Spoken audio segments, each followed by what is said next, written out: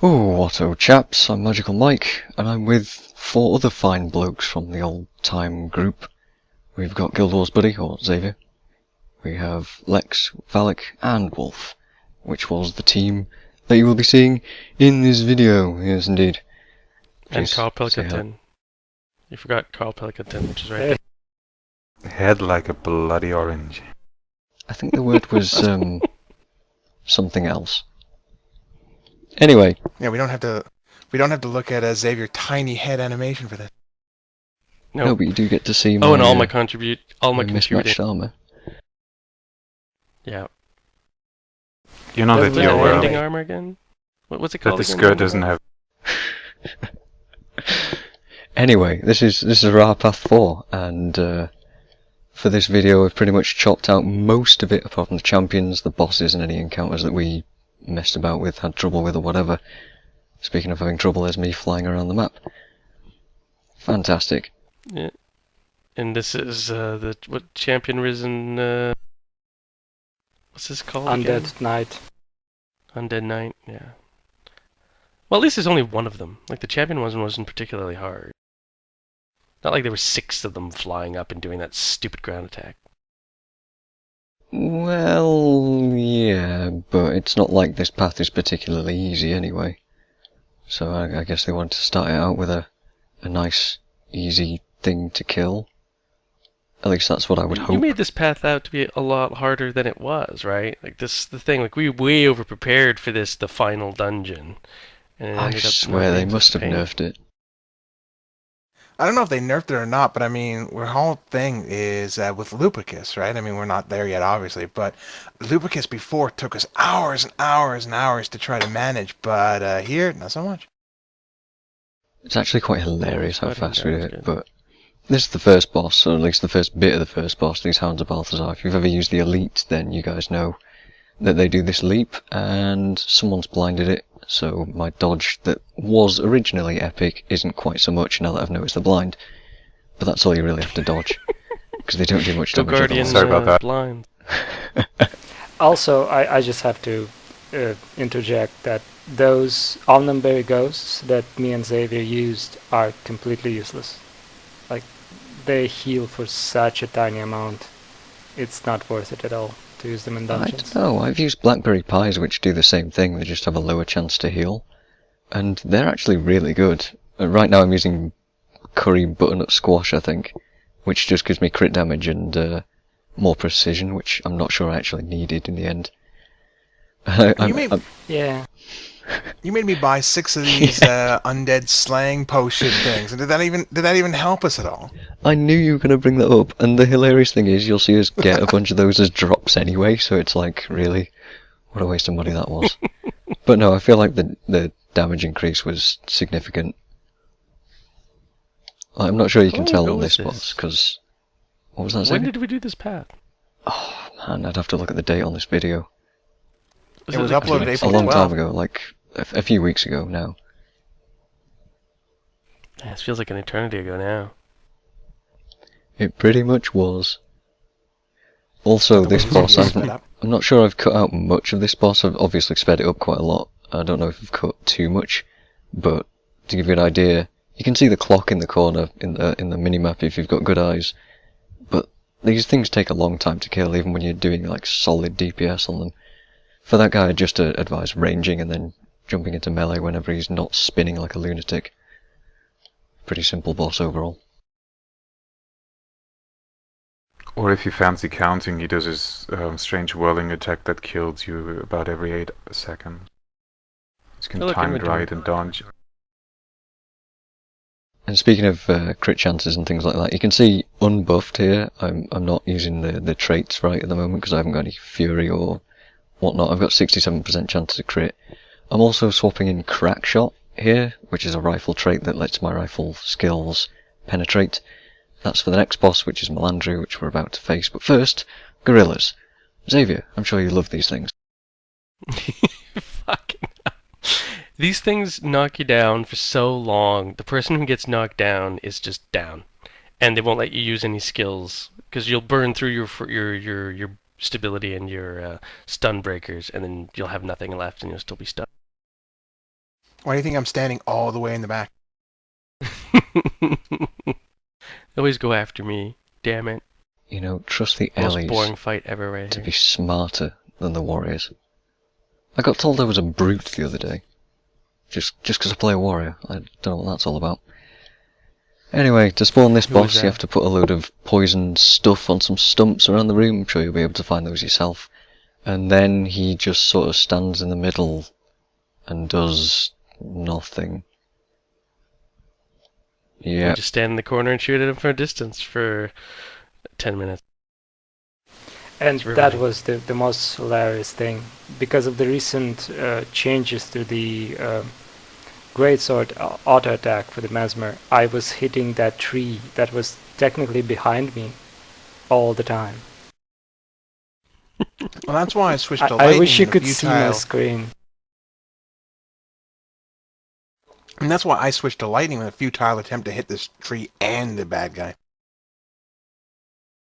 in the end though, it's no big deal. I think Yeah, the trees do some damage to you. That boss, by the way, took us 5 minutes, if I was watching the clock that time. The trees aren't that much of a threat, but regular mobs, on the other hand, if you're unprepared, they just wreck you. They completely destroy your team, which is just what I happened don't know, I there. was prepared. I I was running in not and then very prepared. you said Xavier or something, and I was already halfway leapt in the air with my sword in front of me. Ready to plunge it into an enemy. Yeah. If you're the Guardian in these runs, I would say keep a reflect on your bar all the time, because how many times did you switch that reflect out and then I said, oh hey, we need a reflect, like a second too late. It's a shout build. I like my shouts.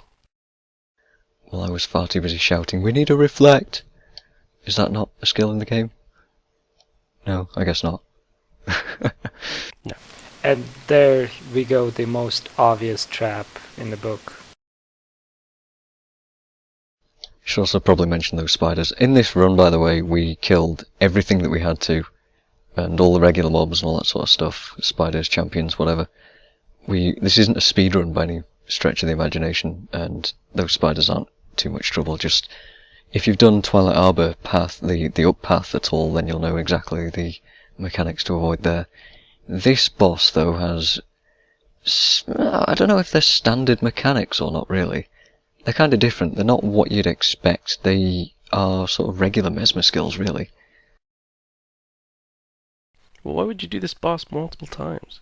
And I mean, no, it's not a speed run, but it's also we didn't skip anything, I think is what you were trying to hint. Yeah, that's what I'm trying to get across here. Yeah, this boss has regular Mesmer skills, so a lot of confusion. Turns me into a mower. Turns everyone into mowers every now and then. Pretty irritating, but, you know. She summons clones, those clones explode and put 25 stacks of confusion on everyone, so I got everyone to turn off their auto attacks here and refreshing food buffs in the middle of a fight, so that you don't Great auto idea. attack yourself into a self KO there. And then you just watch your bar, make sure you got condition removals up, and that boss is actually a lot simpler than it looks. Or just have a guardian there with altruistic healing, and it's not as bad. Or use your teammates as decoy and dodge roll whenever you see the clones and let them shatter on your teammates so you don't get any confusion. That's what Well, I it's did. a good game Worked perfectly. It's a good game of football. Disappointing. Was it really take 7? This by the one time we took us a got few this? goes. I just estimated what take that was because I didn't record for a while. This thing always... We've done this twice now, I think. Is it in path 3 as well, or path 2? I don't remember. But it always takes us a few goes just because, I don't know, we do things a bit weirdly. We're not experts here. But it's pretty fun. It's not I did You it have a to do bit. a raw a whole bunch of times. Well, I did, and I did it a bunch of times, but this is the buggiest part of the whole dungeon. It never works out perfectly from the first try. I think you have to throw that sphere thing ahead of the person you're throwing it at. But I don't know, because I only got it once. Yeah, we just don't get a lot of practice with it. What we do get a lot of practice with, though, is Lupicus, which is the next boss, and you see me there swatching swapping all my skills out and traits and things. I'm going axe, shield, and rifle. We're going to range it, because we're a scrubby nubby pug. Well, not really a pug, but you know. We're ranging this boss. My job here is to just melee all the crap that he spawns on top of us. So I'm getting rid of all the grubs, and hopefully all the locusts before they do too much damage. There's also a timer in the corner there. You can see my health bar takes down. Yeah. Is that Pilkington running back and forth? Yeah, he's really, really useful, isn't he? Yeah. You'll see He's when really irritating. he is, when Lupicus goes invulnerable there, he actually spawned a grub on the NPC, so that's how he got that eaten. That was fairly irritating, to be honest, because this would have been an absolutely perfect run without that. But in the end, we kill it anyway. This is our first shot on it in this run, and every other run that we've done in Arah, we've had to beat this guy, like, well, not beat him, but attempt him a bunch of times to get it right. This one went so smoothly, I was, like, blown away by it. I was so blown away by it that I actually put the timer in the corner. Because if you've seen the video of us doing it in real time, the first time we beat this thing, it took us like 18 minutes or so? Something like that. So I thought this one was a huge improvement, so I thought I was a bit proud of it this time. The thing is, after the stealth nerf, I don't remember which patch it was, Lupicus changes aggro now in the middle of the fight, so you can't actually keep the aggro all the time on one person. Well, no, we wouldn't even want if he has the Holy a Trinity. bazillion of toughness. But that first time we did it, I mean, the very first time we had gone into the raw dungeon and faced Lupicus, I think it was an hour and a half. Hour 45 minutes. I think we spent on just Lupicus. It is going back quite a to learning him and curve. trying it again. You But see, the most first of times the we did it, time, also he was more predictable. he is. You see, in this run, he's actually targeted you for most of the time, so we've been okay. I would say for anyone attempting Lupicus for their first time, use some kind of voice communications. You see there, 8 minutes 43 seconds, not bad, I think. Use voice communications if you can. Try not to take a pug, because it's gonna be much, much easier if you're all coordinated. And try not to bring aggro onto other people while you're rezzing them. So make sure the person who's got aggro isn't doing any rezzing, and you should be fine. This is another one of those spots, by the way, where I asked you to bring a reflect, and nope.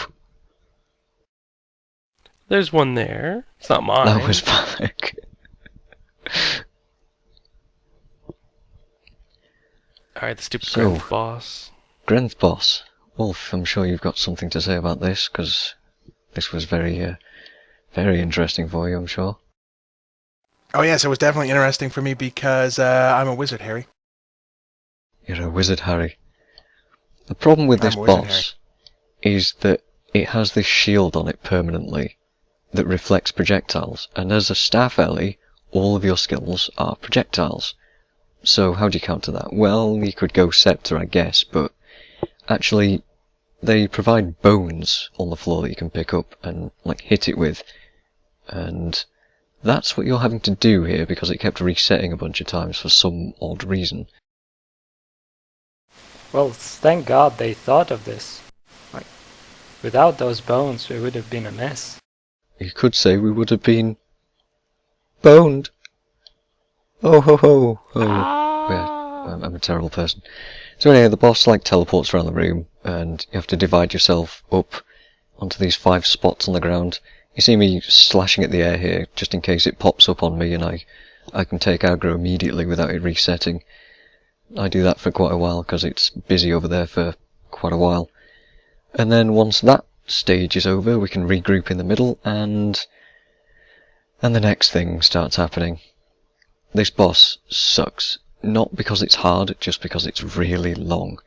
You see, it's 1:53 in the time on the corner there. And somebody want to explain why it's so damn long? Because you have to kill these stupid portal wraiths just to damage the boss. We haven't even started damaging the boss yet. So you have to kill this portal wraith. Once we get it down, it'll damage the boss, what? A fifth? Way Oh, less there than you a go. fifth. Is that one? Do you want to 1/30th? It was about a What is 30th that? or so, I'd guess. And he puts on this stupid kind of Balthazar thing on you that after it's been on you for 20 seconds, it kills you. You see this Grens mark thing that I've put there? I've got it on my here, and I think half the party, yeah, pretty much everyone in the party has it on us there. And there's us failing to dodge it. I think that was my first time actually having to dodge the mark, and I mistimed it and went down immediately. Basically, if you mistime that dodge, you're downed, and there's nothing you can do about it. But you can remove it by killing the Wraith fast enough. And which that was a took visual us effect. 10 minutes.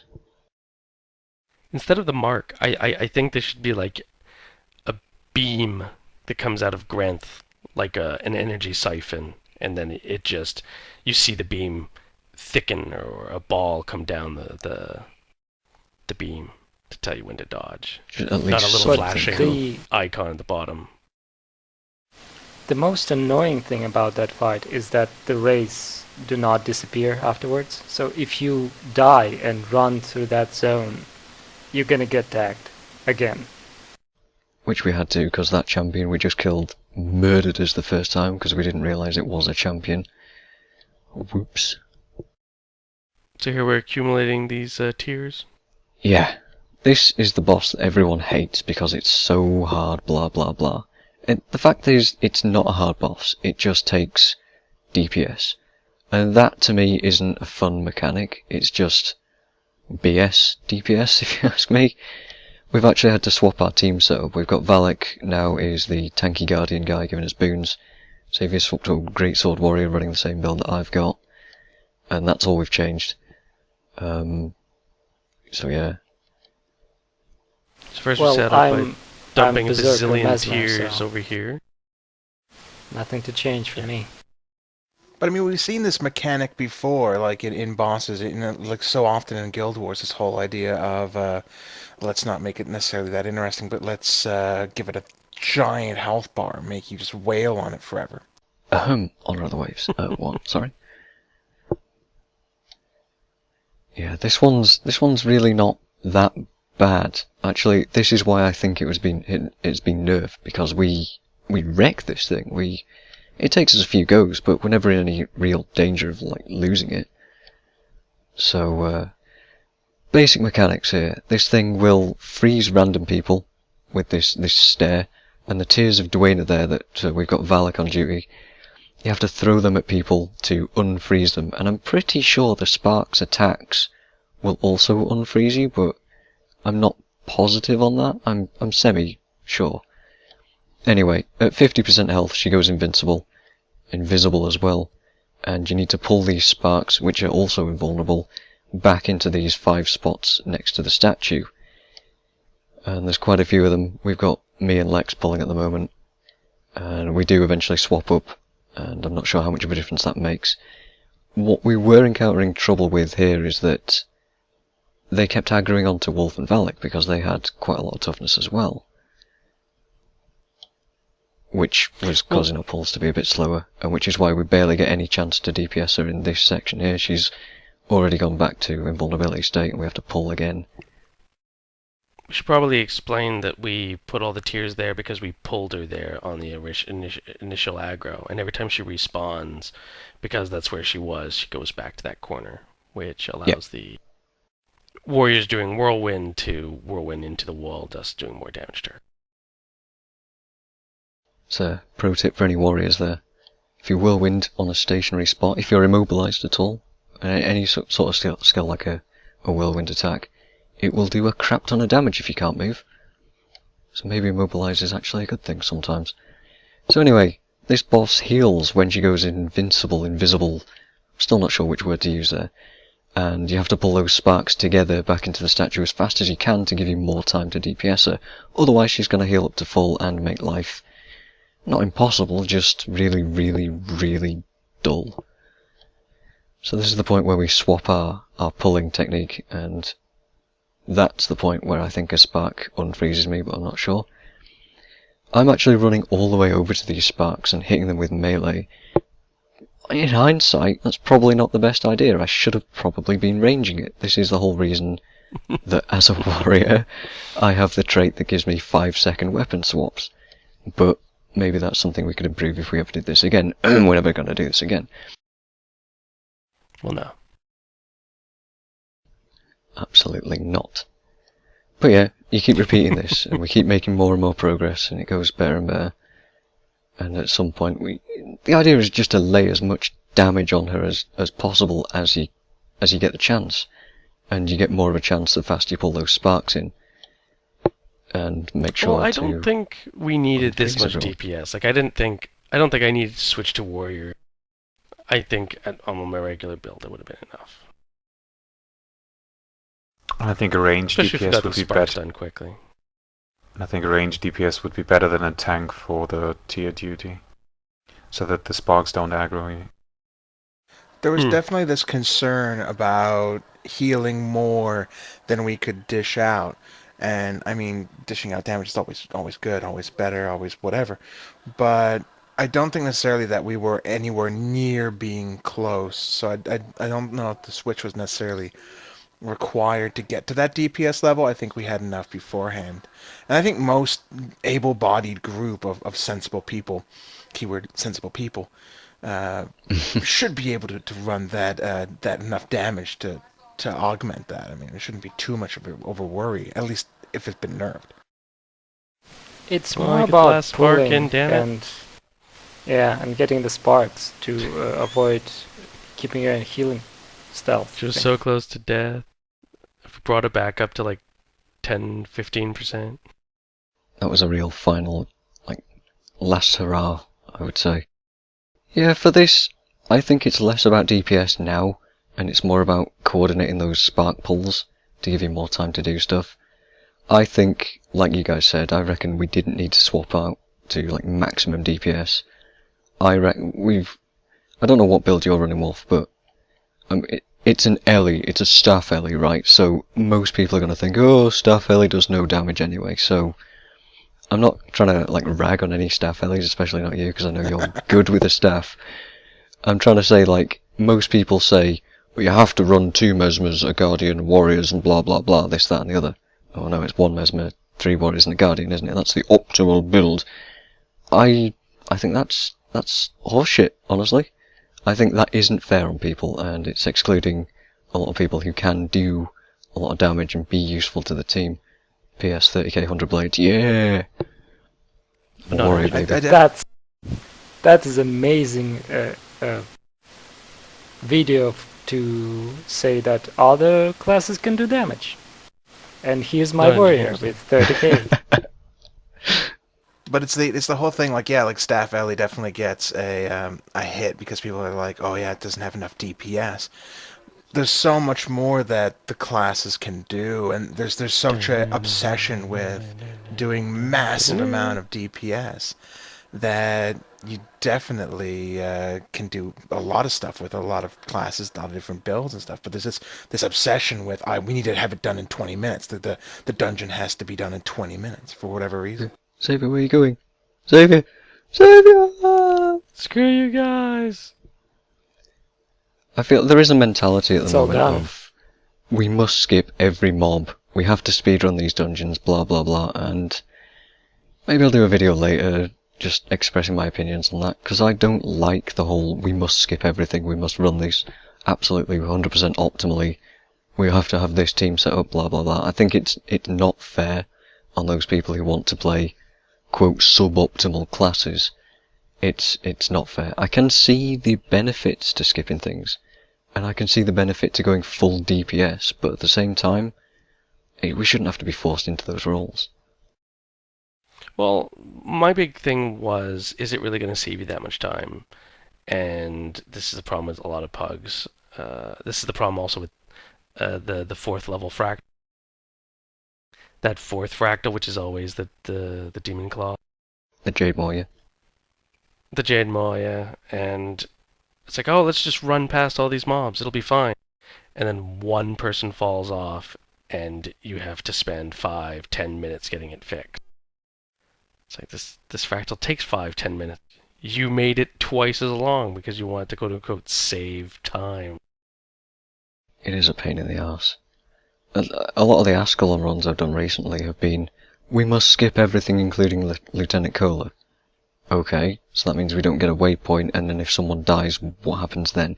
Oh, there's a train of 50 skelk things running afterwards, after us.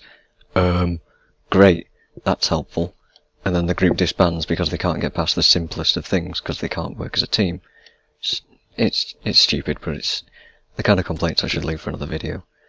Final boss! Destroy the gem! This is... Destroy it! Destroy it! Is everyone in agreement that this is probably the lamest final boss, apart from Zaitan, Nope. in this game? Oh, okay. Apart from Zaitan. It's an important comment to be made that we're all going to consider Zaitan the worst enemy, the worst boss fight in the game. There's the big, it's a great thing at the end, and next, here's a crystal, whale on it. Oh, it's like, at least it's not Zaitan. I would almost consider Zaitan the worst final boss in any game, at least that I've played. But, oh man. This guy, if you can call it that, this crystal just does stuff that the previous bosses have done. So you can see the trees, you can see the fire raining down from Balthazar. It summons clones of us, and it does the freezing thing that Dwayna did. But all in all, you just sit there and wail on it, and it dies. If you've got past all the rest of the stuff in this dungeon, then you're going to have no problem on this, and you're going to end up with the Dungeon Master achievement. Hurrah! Yay! But the crystal doesn't even really die. It's still there. What did we do? I have no idea. To be honest, I don't think that was explaining it at one point. That was a very good finale. Gave him a good bashing and taught him a lesson. Something like that. Ooh, you rotter! Ooh, yeah. You're gonna feel my wrath. And that's it. Anything else anyone wants to add to that? No, it was a good way of feeling like I completed Guild Wars 2. And that is pretty much it. And I'm going to have to wrap this up. So I will see you guys next time. Next time. Back to the studio. Enjoy. I was worried about Fraps going, oh no, you can't carry on recording because the video stopped. So I was like, quick, wrap it up. Oh, fuck.